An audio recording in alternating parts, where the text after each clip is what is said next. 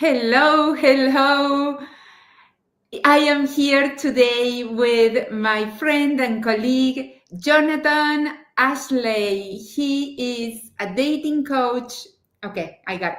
He's a dating coach and a super social media, like personality. He has hundreds of thousands of followers. I actually have had some of my followers telling me how much they love your work. When I Okay. had you on my summit, they were like, I follow him, I love him. Oh, So I know you are the ladies' man, and it's so beautiful what you do. You are funny, you are witty, you are wise. You have a really good thing going on, and I yeah, cannot be more thankful for that because yeah, we need that. yeah. Would you like to introduce yourself also? Oh, I'll make this. Well, first off, Natalia, thank you so much for having me. It's exciting to be on here. Really quickly, folks, I'm a dating and relationship coach for women in midlife, which I say is after baby making years and before retirement, helping them understand men, particularly divorced men, broken men, unconscious men, men who are chivalrous, and men who have no clue what they're doing. So I just dive into those conversations to encourage human beings to really treat the process of dating with more intentionality. I am answering text messages. This is a Okay. new one. It's the first Okay. time I am actually Oh, listening to got it. you Got and it. trying to answer the messages. So sorry, ladies, if I can't answer very fast, but Well, let's dive into this. Let's get into it. yes. So today, Jonathan is going to be talking about a super juicy and hot topic: when to have the sex conversation when dating. So take the stage, my man. On the first date. Oh, for real? Good. um, well, and I'm being tongue in cheek, but there's some sincerity to that. I think we first have to establish whom we're meeting, on this date, so to speak. And what I mean to say is, are you meeting a stranger or are you meeting somebody you know?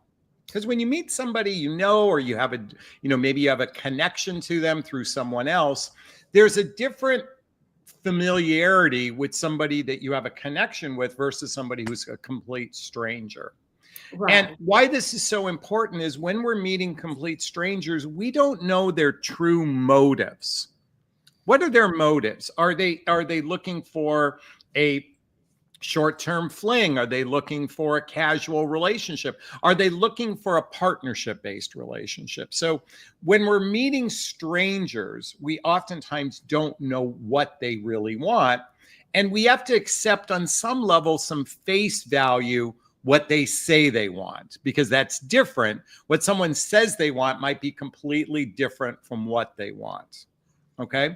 So why I'm sharing this with you and everybody is that the conversation about physical intimacy is radically important. I mean, the fact of the matter is, when we're in a romantic relationship, the difference between that and every other relationship, for the most part, is sex, to some Right. degree. And I don't, obviously, your relationship with family is one thing, your relationship with friends is another thing, your relationship with coworkers, and those are the predominant relationships you have. Romantic is about sex for the most part. I mean, that's I kind of love the it. defining difference. Yes.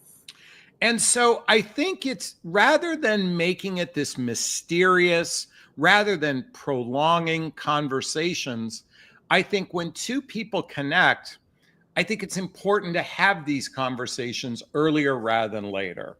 Now, coming back to the difference between a person who you have some familiarity with versus a total stranger, and given that now 65% or more of all couples these days meet through some sort of online connection, Wow. whether it's a dating app, a dating site, for the most part, again, they're strangers.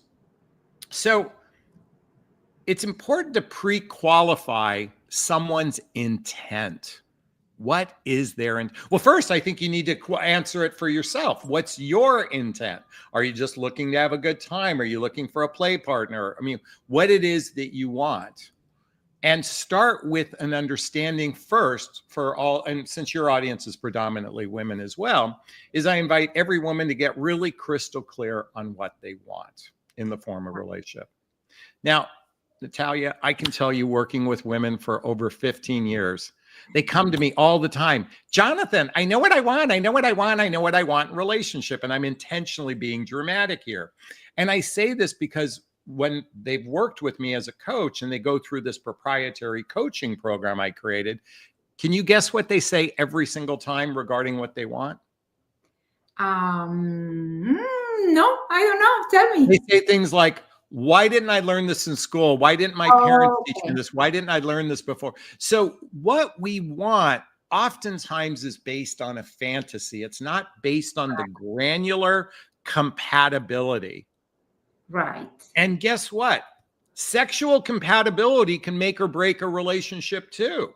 Right. So when we think of compatibility, we think of shared values, maybe a shared vision, maybe lifestyles that are blendable with one another. And more importantly, is this person even emotionally mature enough to be in a relationship? You know, that could take weeks, months, decades, years, decades to determine someone's emotional capacity. But at the same time, sex is part of the equation. Right.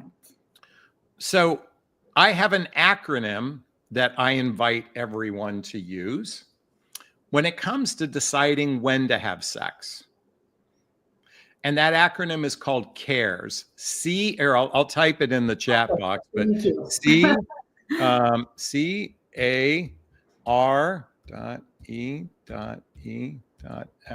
Oops, I misspelled it. That's okay. That's why this is live. I love it because it's totally. So I put it in the chat box, CARES, CARES. And what that stands for. Okay, great. So the C stands for comfortable. I'll type it for you. Yeah. Comfortable. So you shouldn't have sex unless you feel comfortable. In other words, you don't feel pressured. You don't feel any, fear that if you don't have it, you're going to lose the person. You need to start with comfortableness. Okay. Now, the A stands for be aware of the consequences.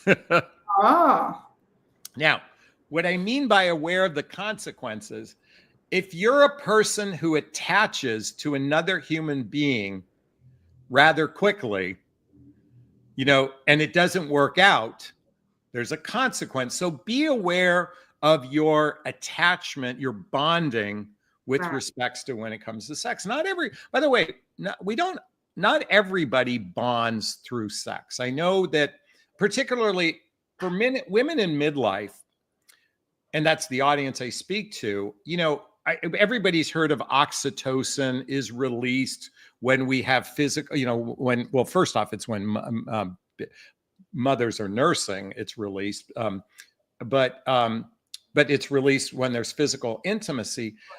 I don't know if enough studies have been done to determine if women in midlife experience the same bonding as they do in their 20s or even 30s. And I'm just and I only say this based on my anecdotal experience that I've noticed a lot of women in their 50s, 60s, and later in life don't necessarily bond the same way through physical intimacy. But if you do, and you're aware of it, just be aware of the consequence, okay?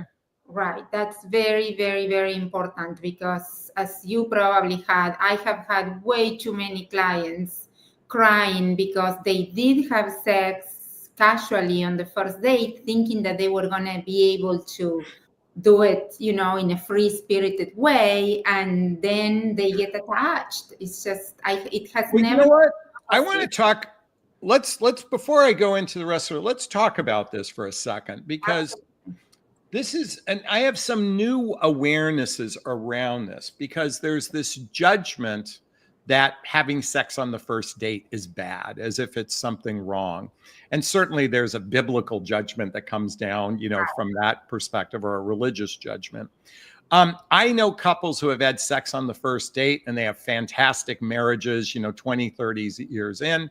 I know couples who waited for 4 months to get married and have sex, and they literally, the relationship was done shortly thereafter. So I think that's why using my cares analogy is about really deciding when is it right for you. So let's take this a little bit further. Let me give you the balance of it, and then we'll kind of get more granular.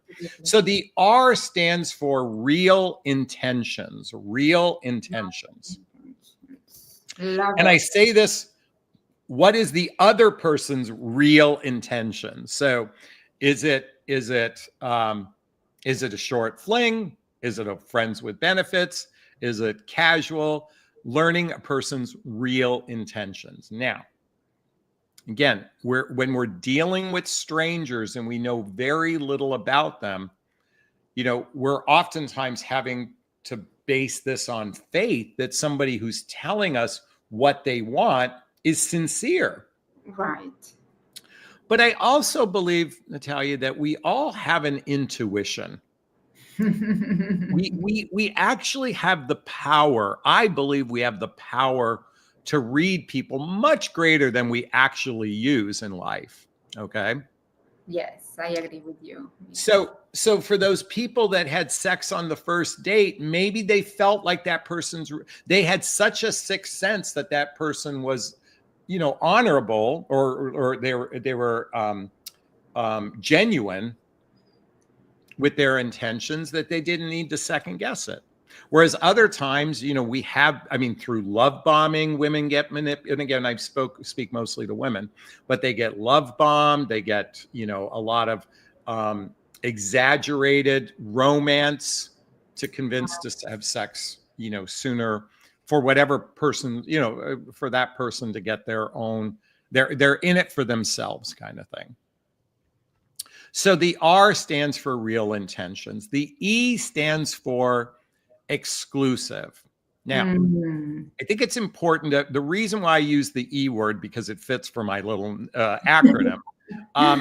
But what I really mean is the agreement to monogamy if you're going to have regular sex together. If you're going to have regular sex, like sex on the first date and you never see someone, you don't need an agreement to monogamy because you're not going to see them again. Yeah. It's the repetition that I believe needs to be at least monogamous. Now, again, you're not married to this. This is just my suggestion. But to be some level of at least agreeing to explore an exclusive relationship should be within that context of when you're beginning to have regular sex with someone. I love it. I love it. So it's care, is the C is comfortable, the A is awareness of the consequences. Yeah. The R is real intentions, and the E is exclusive going forward. I really like that. And I also really like... Oh, there's another letter, though. There's one more letter. Sorry, keep going. So the S stands for safety. Oh, love now, it. Whether that means, wearing protection, whether that means getting a STD test, or what that means is simply being in an environment where you feel safe. Right. Coming back to comfortable, physical intimacy should also feel safe. And so, and that's an acronym I created to give some context now of when you might want to explore physical intimacy with someone.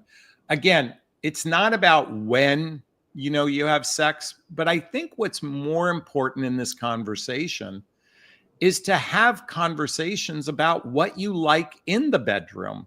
We kind of have this grand expectation that whomever we sleep with should just be great in bed and know exactly what we like. Okay.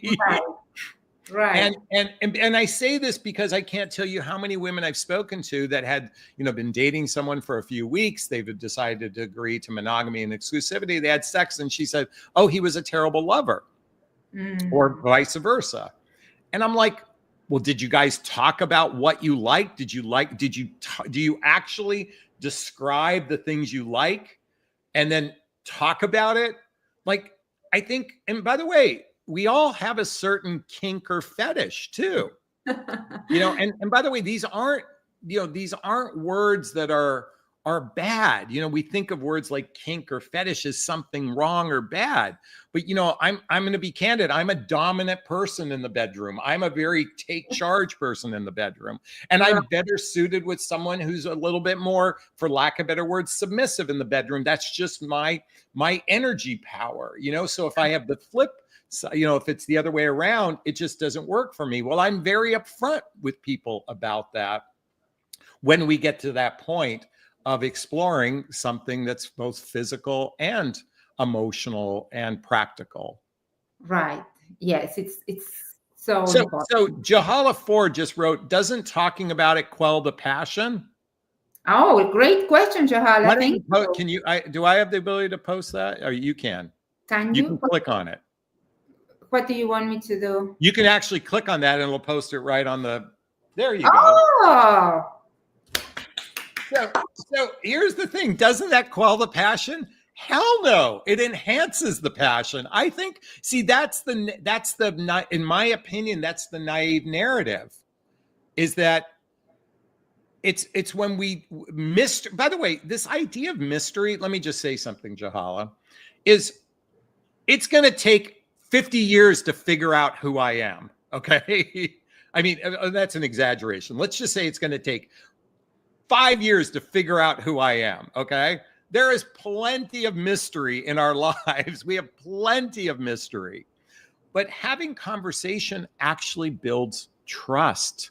It builds safety. It builds comfortableness. That's the byproduct of being vulnerable, of being authentic, of being transparent. Is when we do that, we are building intimacy. We are building trust. So rather than looking at it, I get she's looking at it from the inverse, and I get it, but it's actually the byproduct is better sex. I think it has a lot to do with the way we talk about it, because for me right now, the way I feel about talking about sex and all this, it kind of turns me on. It doesn't kill the passion on my side. But I think it's the way you are presenting it, the way you are talking.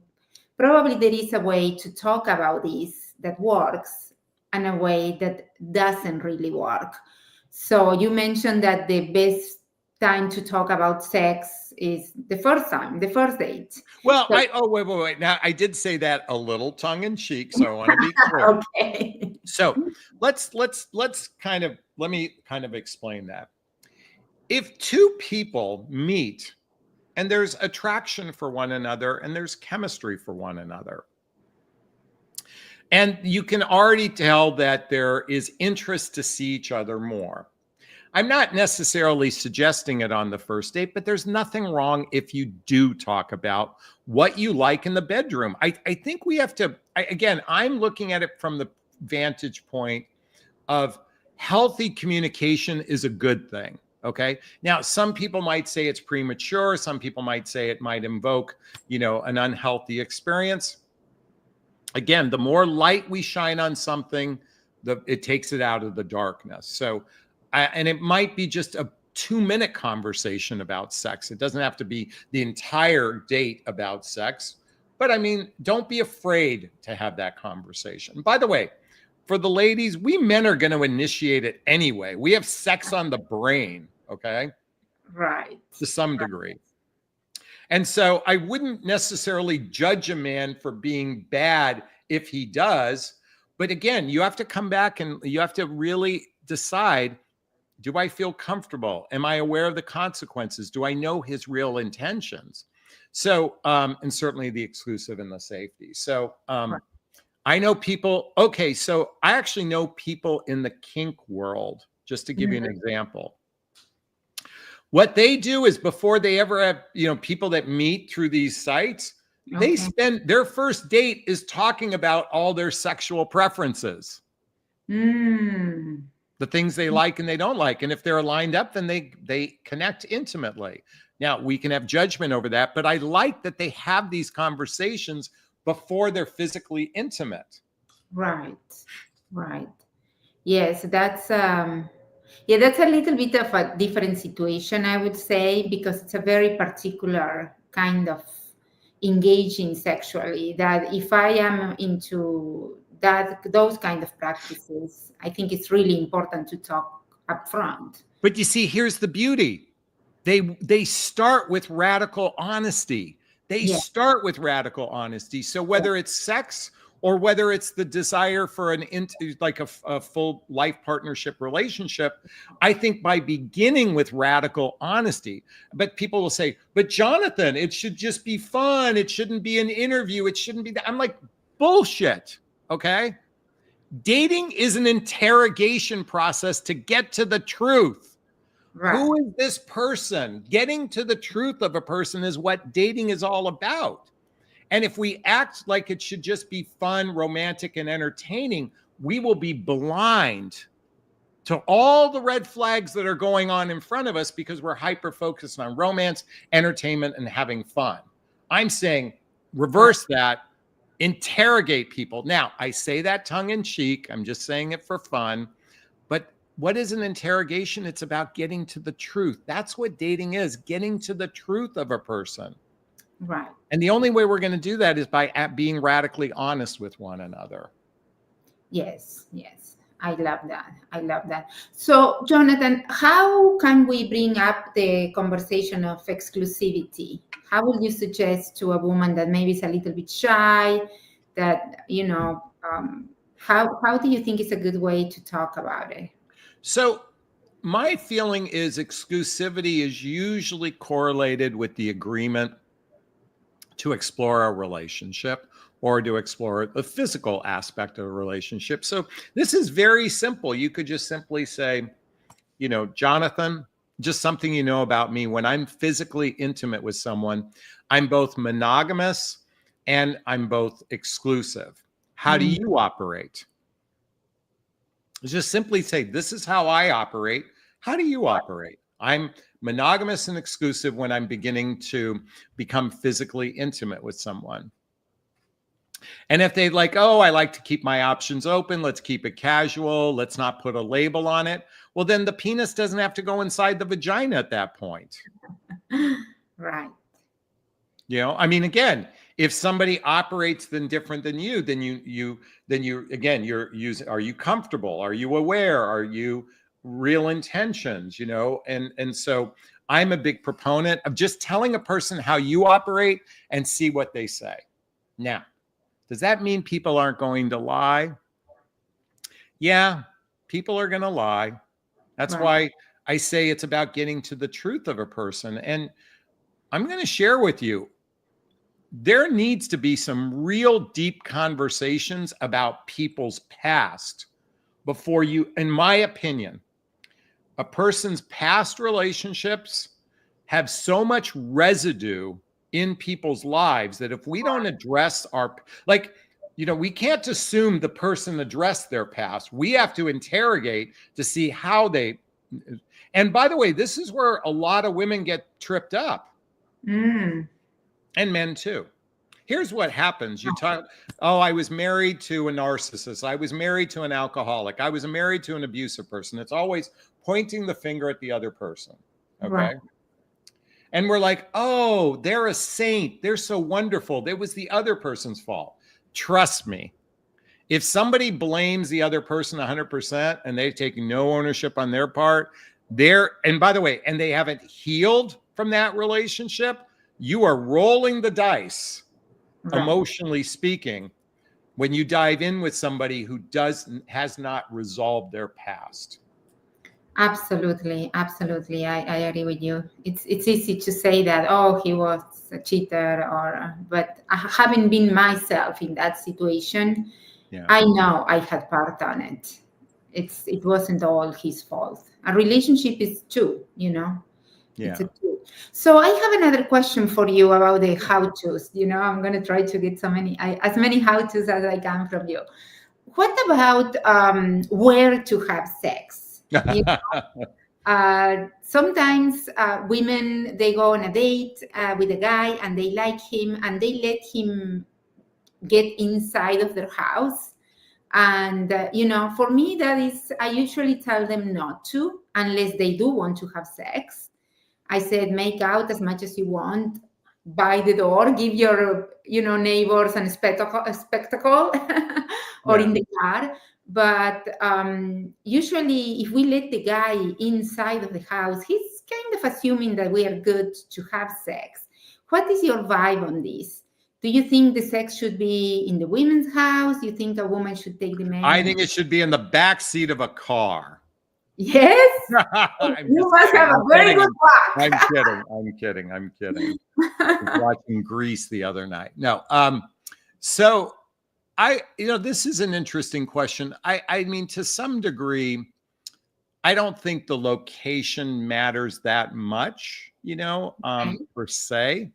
I do believe that women tend to feel more safe when they're at home for the most part, I'd say generally speaking, but I don't think that's an absolute. I think when you're talking about inviting someone into your home, I guess the question is, how much of the due diligence did you do? How did you vet this person, to feel safe? Right.